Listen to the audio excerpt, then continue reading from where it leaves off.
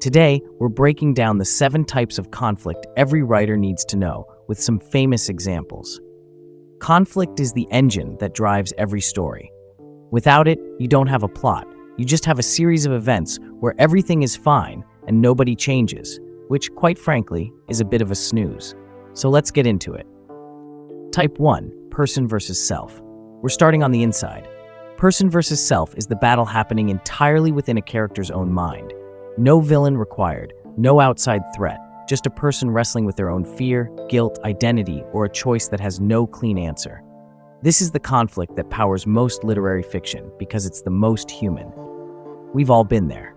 The best example? Riley in Inside Out. She moves to a new city. On the surface, that seems like an environmental or person versus society kind of problem. But the real conflict is inside her head.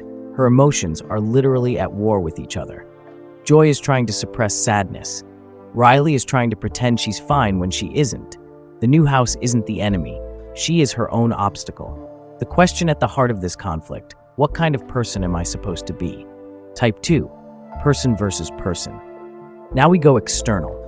Person versus person is the classic setup. 2 characters who want opposite things on a collision course. Hero versus villain, rivals, siblings, former friends. The key ingredient is direct opposition.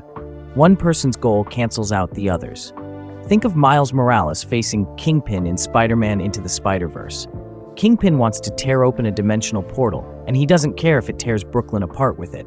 Miles wants to stop him. That's it. Simple, direct, explosive. It's a clash of wills, power, and purpose. The key point here is, I want something, and you're in my way. Type 3. Person versus nature. Here's where things get primal. Person versus nature strips everything back to the most basic question: can you survive? No villain with a master plan, no social system to overthrow, just a human being up against the raw, indifferent power of the natural world. Weather, animals, the wilderness, the ocean.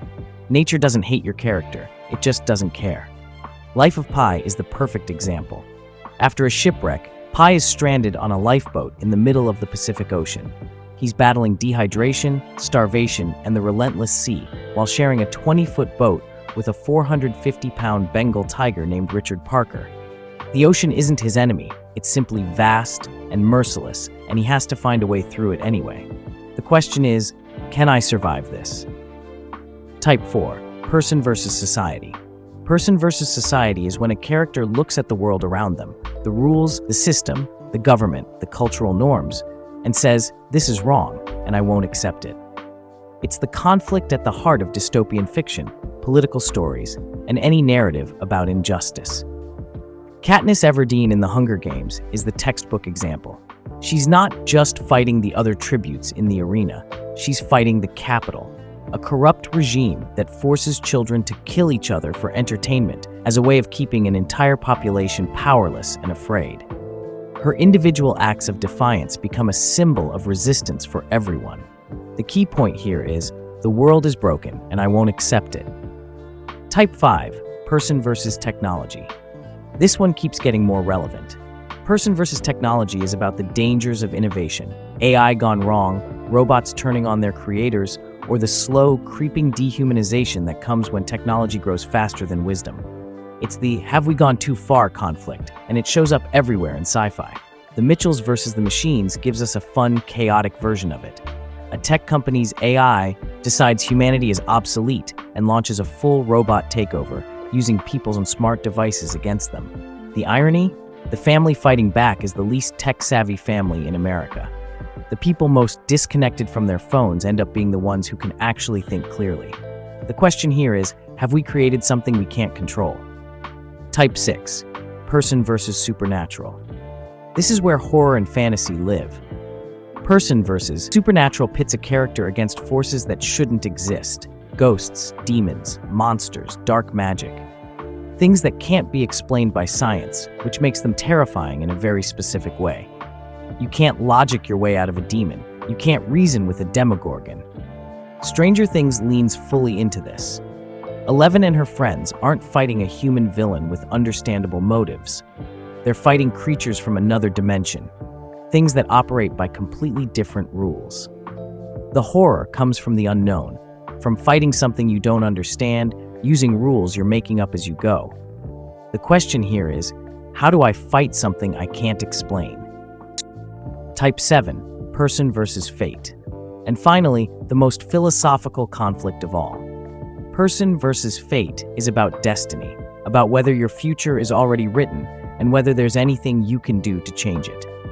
This conflict often ends in tragedy because the more a character fights their fate, the more they seem to bring it about. It's what the Greeks built entire civilizations of storytelling around. Percy Jackson in The Lightning Thief gets a prophecy from the Oracle. A friend will betray him, and he'll fail to save what matters most. The rest of the story, Percy is trying to outsmart it, choosing carefully, watching his back, refusing to accept the ending the gods have written. But fate has a way of being patient. The question here is, can I change what's already been decided? So there you have it, the 7 types of conflict: person versus self, person versus person, person versus nature, person versus society, person versus technology, person versus supernatural, and person versus fate. But here's the thing, the best stories don't pick just one. A character might be battling a blizzard and drowning in guilt about a choice they made. They might be fighting a supernatural force while questioning whether they were ever meant to win. That layering, that's where the magic is. That's what creates characters who feel real, stakes that feel earned, and stories that stay with you long after they're over. That's all from us today. Thank you for watching. Don't forget to like this video and subscribe to our channel for more lessons and ideas. See you next time.